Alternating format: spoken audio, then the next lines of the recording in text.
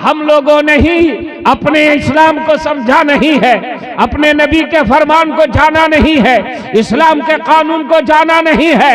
आज इल्जाम लगता है कि इस्लाम ने बेटियों को मर्तबा नहीं दिया, और अगर दिया तो बेटे से कम दिया है, बेटी को कम दर्जा दिया, बेटे को ज्यादा दिया। हालांकि ये उल्टा बोल रहे हैं, इस्लाम ने बेटी को बड़ा मर्तबा दिया है, बेटे से ज्यादा रुतबा मेरे नबी ने बेटी को अता फरमाया है।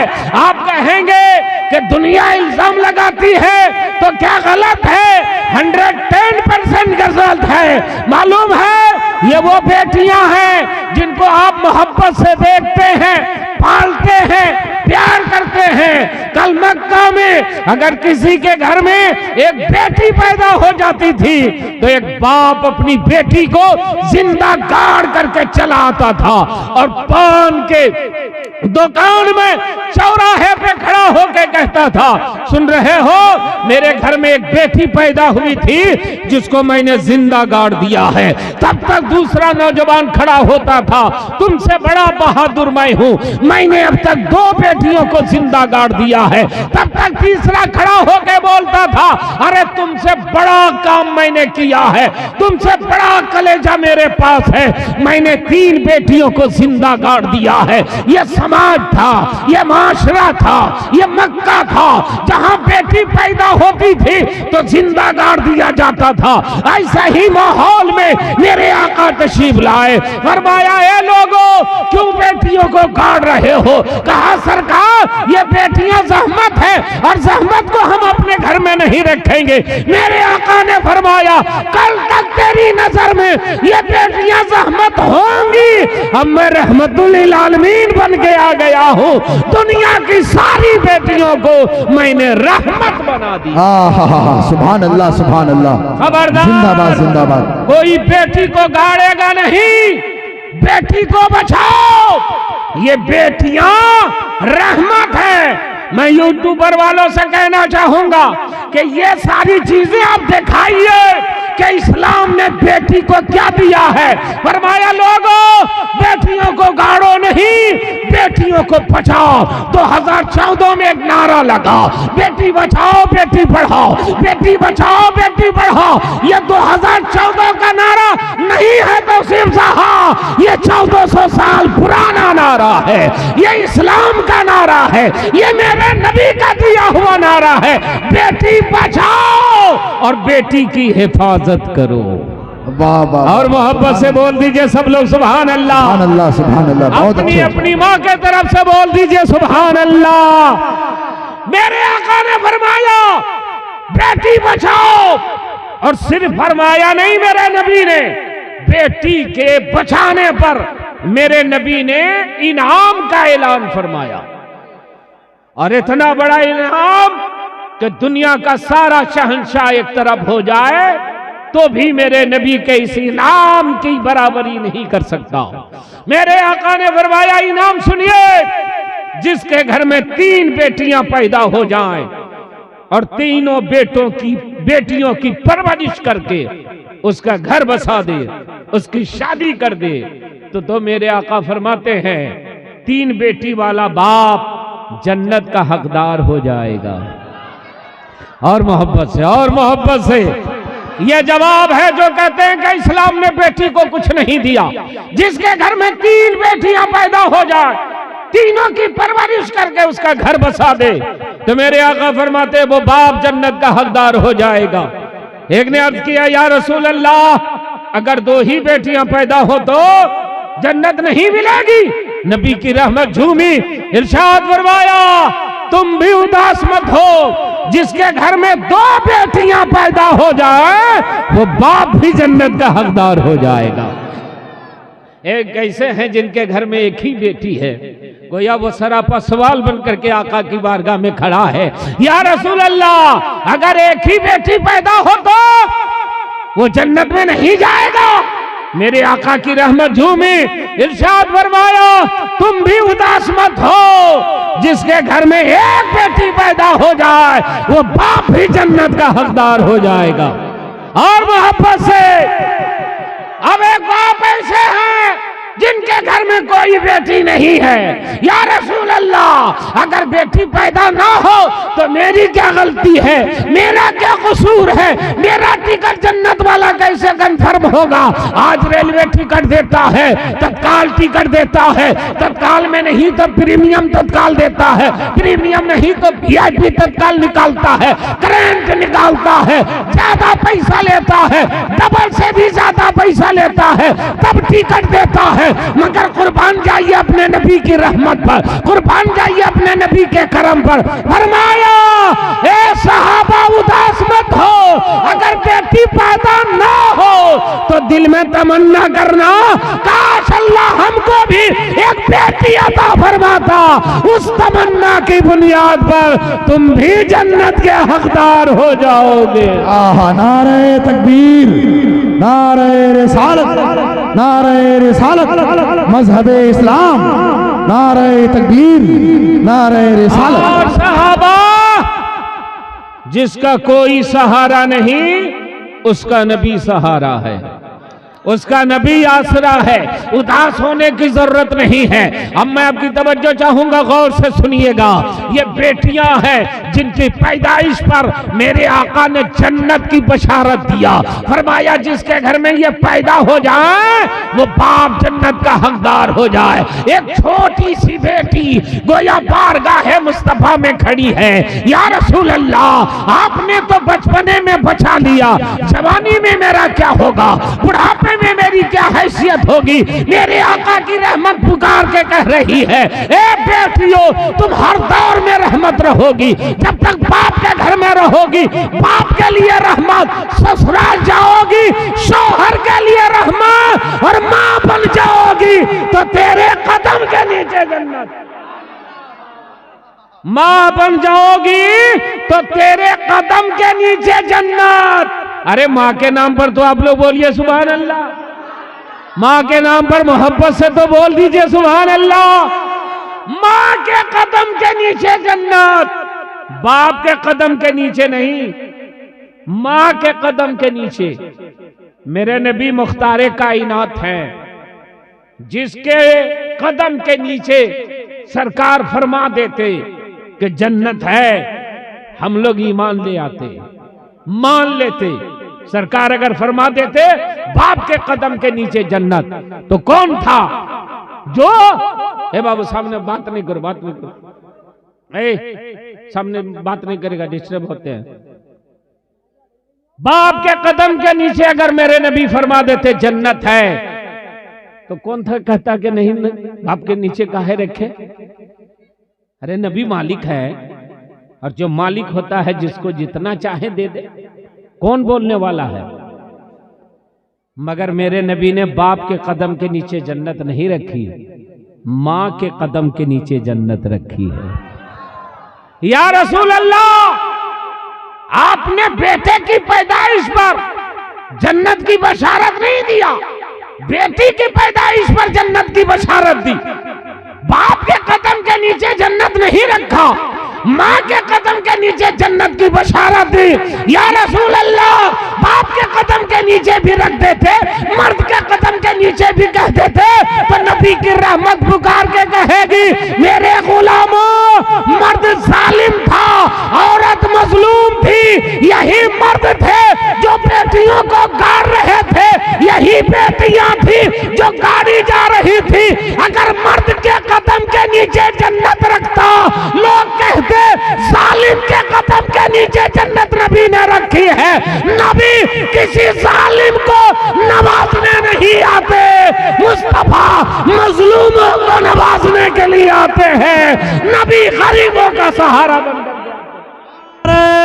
तकबीर, हाथ उठाके जोर से नारे तकबीर, नारे रिसालत, नारे रिसालत, सरकार की आमद, सरकार की हाथ उठाए, शाने मुस्तफा, अजमते मुस्तफा, कानूने मुस्तफा, शरीयते मुस्तफा, नारे तकबीर, नारे रिसालत। अब आप बताइए, बेटी का रुतबा ज्यादा बुलंद है या बेटे का रुतबा ज्यादा बुलंद है? बेटी को रहमत मेरे नबी ने बनाया। अब तलाक की बात है, तलाक मर्द दे सकते हैं, औरत नहीं दे सकती। ये जालिम कहते हैं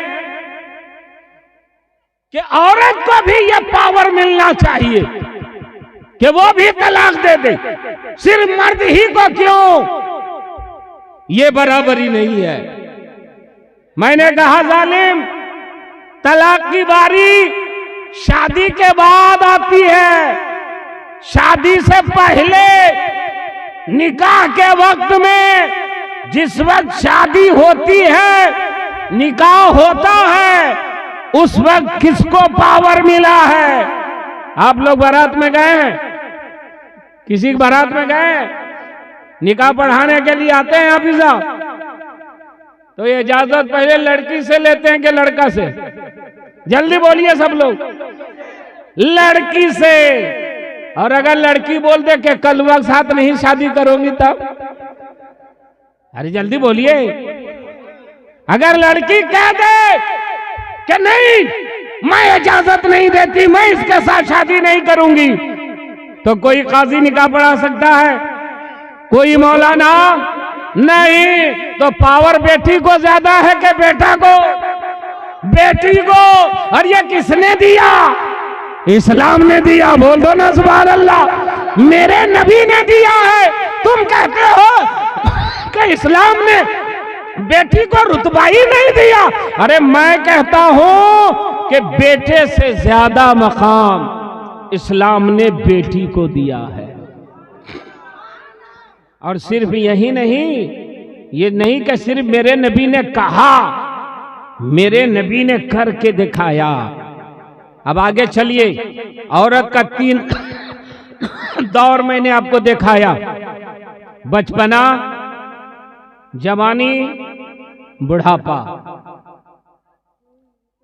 एक दौर और है।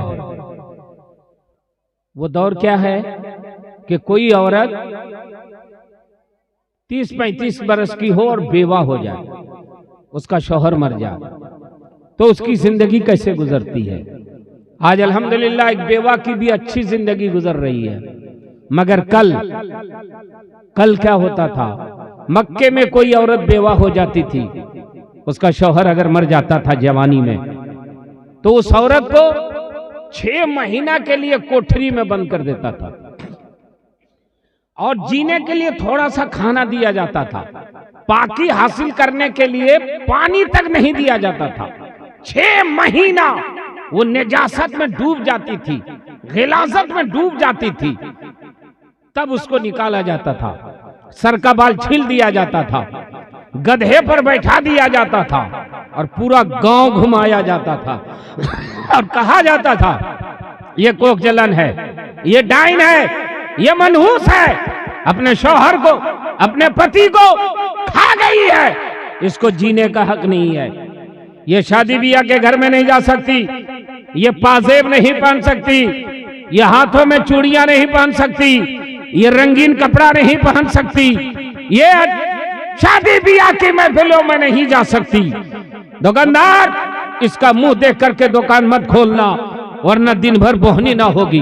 वकील साहब, इनको देख करके वकालत खाने मत जाइएगा, वरना किसी मुवक्किल से मुलाकात ना होगी। मुसाफिर, इसको देख करके सफर शुरू मत करना, वरना तेरा सफर ना मुकम्मल हो जाएगा। और हिंदुस्तान में क्या होता था, हमारे देश में क्या होता था, किसी का पति मर जाता था तो उसकी पत्नी को उसी के चिता में, उसी की आग में जला करके राख कर दिया जाता था, सती कर दिया जाता था और कहा जाता था ये डाइन है, ये कोख जलन है, अपने शौहर को खा गई, इसको भी जीने का हक नहीं है। अब अंदाजा लगाइए, मक्के में जिंदा रह करके भी उसकी जिंदगी जहन्नम बना दिया जाता था और हिंदुस्तान में उसको शौहर के साथ, पति के साथ जला दिया जाता था, सती कर दिया जाता था। ऐसे ही माहौल में मेरे मुस्तफा तशरीफ लाए और मोहब्बत से नबी जलवागर हुए मक्के में। फरमाया, लोगों, क्या कसूर है बेवा का? क्यों जलील कर रहे हो, क्यों रुसवा कर रहे हो? नहीं सरकार, ये डायन है, ये मनहूस है, इसको जीने का हक नहीं है। अल्लाह अल्लाह। ऐसे माहौल में जब किसी बेवा का मुंह देखना जुर्म हो, अब 1 मिनट के लिए चलिए, आंख बंद कीजिए और आलम तसव्वुर में मक्का शरीफ चलिए। मक्का ही में एक बेवा है, मक्का ही में एक कुंवारा है। बोल दीजिए ना, मक्का ही में एक बेवा औरत और मक्का ही में एक कुंवारा। बेवा की उम्र 40 साल और कुंवारे की उम्र शरीफ सिर्फ 25 साल। बेवा मक्के में बेमिसाल और कुंवारा पूरी कायनात में बेमिसाल। मैं अपने उलमाए किराम की तवज्जो चाहूंगा, नाम सबका नहीं ले पा रहा हूं, लेकिन जो बैठे हैं मैं उनका शुक्रिया अदा कर रहे हैं। अल्लाह इन लोगों को अच्छा रखे, सलामत रखे, हमारे उलमाए किराम को। अब जरा सा गौर सुनिएगा, हजरत की तरफ से एक मैं जुमला दे रहा हूं।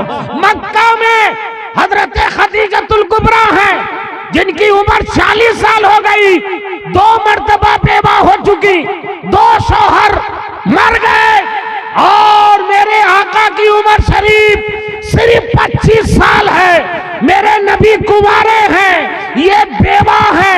मेरे नबी की उम्र सिर्फ 25 साल है, इनकी उम्र 40 साल है, मगर इसी 40 से आला बेवा ने पैगामे निकाह 25 साल मेरे मुस्तफा के पास भेजा।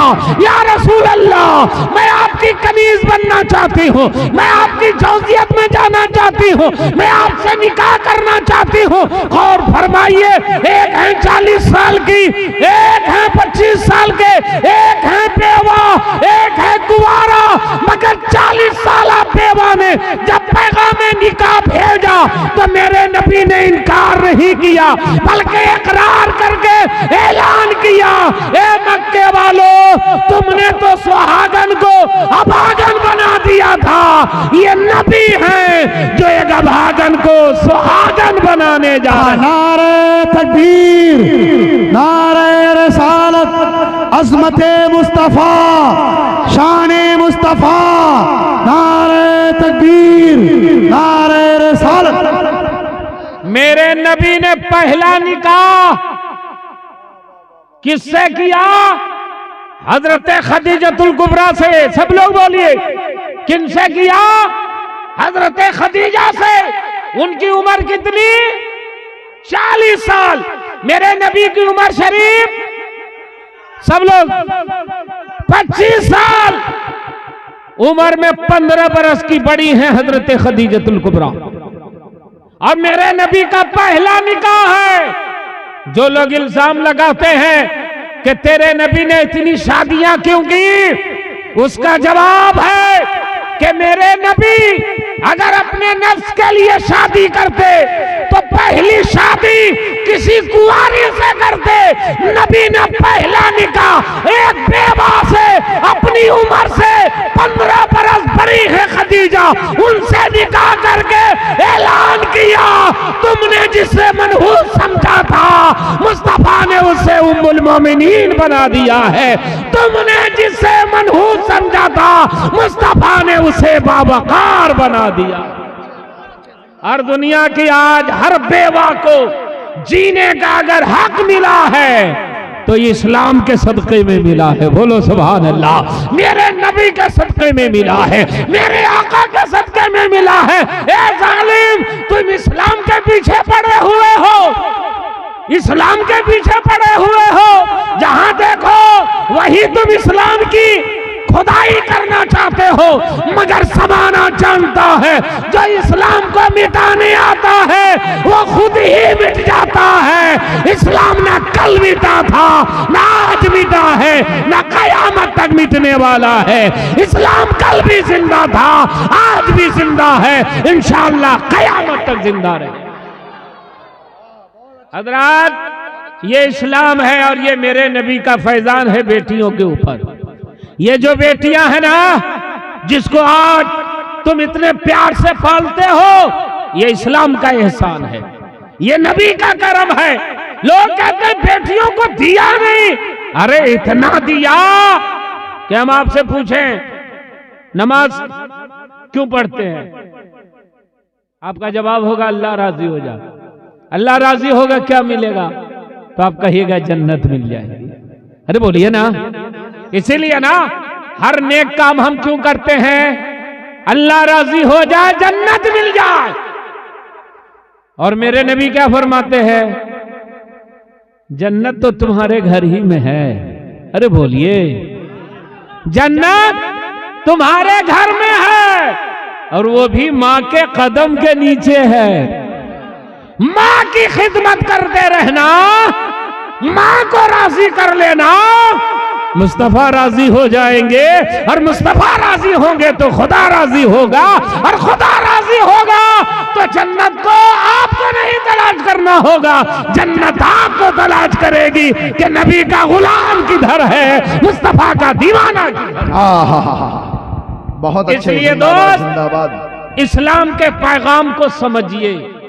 और मैं समझता हूं जितना अच्छा आप सुनते हैं, बहुत कम जलसे होते हैं कि इस तरह आदमी मुहज्जब होकर के बैठ करके दिलचस्पी के साथ, और हम सबसे ज्यादा मुबारकबाद अपनी माँ बहन को देंगे कि इतनी औरतें बैठी हैं और खामोशी से सुन रही हैं। हालांकि औरत बैठती है तो चुप कभी नहीं बैठती है, ये उसकी फितरत में है ही नहीं कि वो चुप बैठे। वो कुछ ना कुछ बोलते रहेगी, कहीं भी रहेगी बोलते रहेगी। बोझा भी एक मन का रहेगा, और एक औरत मिल जाए तो भी वो 5 मिनट बोल ही लेगी। लेकिन इतने देर से इतना शांत बैठी है, सुनते जाइएगा। बोल दीजिए सुभान अल्लाह, हाथ उठा के बोलिए या रसूल अल्लाह। और मोहब्बत से एक मर्तबा माँ बाप के नाम पर, एक मर्तबा सास ससुर के नाम पर। लो, सास ससुर के नाम पर आप लोग कमजोर हो गए जी। आप बोलिए हम लोग का सास ससुर है ही नहीं तो किसके लिए बोलेंगे? अभी शादी नहीं हुई है। तो उसका जवाब यह है कि एडवांस बोलिए, शादी भी हो जाएगी और सास ससुर अच्छा मिलेगा। अगर पीने वाला मिल गया ना तो अंडा की जगह डंडा लेकर के खड़ा रहेगा। ससुर भी किस्मत से मिलता है और दामाद भी किस्मत से मिलता है। और एक जुमला मैं कहूं तो हमारे उलमा खासकर हजरत दाद देंगे, साहिब सजादा जोगिया शरीफ, कि मेरे नबी जैसा कायनात में कोई खुसूर पैदा नहीं होगा, और हजरत अली जैसा दुनिया में कोई दामाद पैदा नहीं होगा। वाह वाह तो ये किस्मत की बात है। आलिम मिल जाए, हाफिज मिल जाए, पीर मिल जाए, तो अपने नसीबे पे नाज करना चाहिए कि अल्लाह ने हमें ससुर बावकार बनाया है, आलिम दीन दिया है, परहेजगार दिया है, मुत्तकी दिया है। क्यों नाज करना चाहिए कि अगर मुत्तकी की बेटी आएगी तो इंशाअल्लाह वो भी नमाज की पाबंद रहेगी, वो भी मुत्तकिया रहेगी, वो भी परहेजगार रहेगी। आज आदमी दुनियादार बेटी को या बहू को तलाश करता है। नहीं दो, शादी करना हो तो सबसे पहले दीनदार को तलाश करना, ताकि तुम्हारे घर में जो औलाद पैदा हो वो मसलक आला हजरत का अलम बरदार पैदा हो। हाथ उठा के, हाथ उठा के।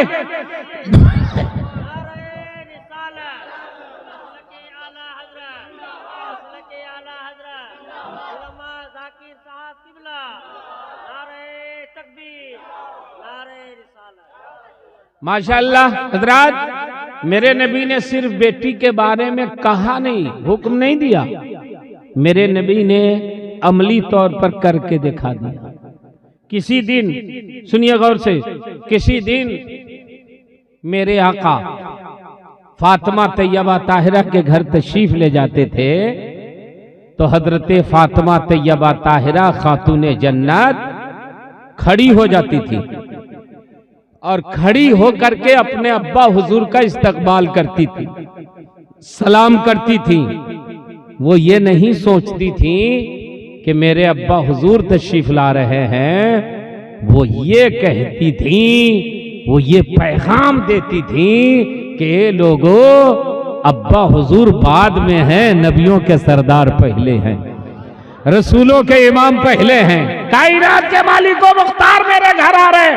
खड़े होकर के नबी का इस्तकबाल करती थी। अगर बेटी खड़ी हो, और 95% बेटी खड़ी ही हो जाती है अब्बा जाते हैं तो ये कोई ताज्जुब नहीं है।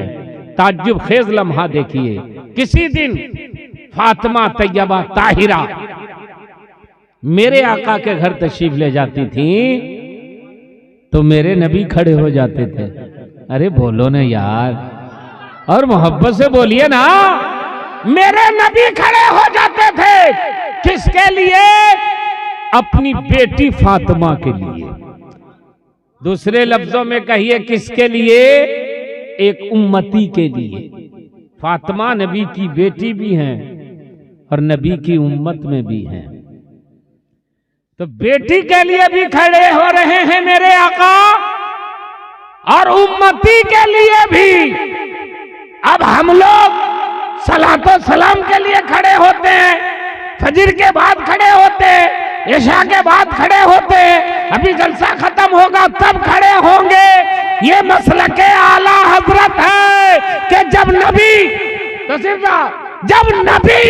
अपनी उम्मत के लिए खड़े हो सकते हैं तो ये उम्मती अपने नबी के लिए क्यों नहीं खड़े? नारे तकबीर, नारे रिसालत। बहुत अच्छे, जिंदाबाद जिंदाबाद। हजरत, यही मसलके आला हजरत है और यही इस्लाम है जिसने बेटी का ये रुतबा बुलंद किया है। सिर्फ कहा नहीं है, मेरे आका ने वो काम पहले कर दिया है। मेरी उम्मत देख लो, मेरी सुन्नत को अदा करते रहना, मेरे नक्शे कदम पर चलते रहना। आज मदरसा का जलसा, इंशाअल्लाह कल इल्म पर और मदरसे पर बोलूंगा, मगर मैं अभी ये बता करके आपको जानना चाहता हूं कि इस्लाम ने जो रुतबा गरीबों को दिया है, बेटियों को दिया है, दूसरा वाला वो काम कर नहीं सकता।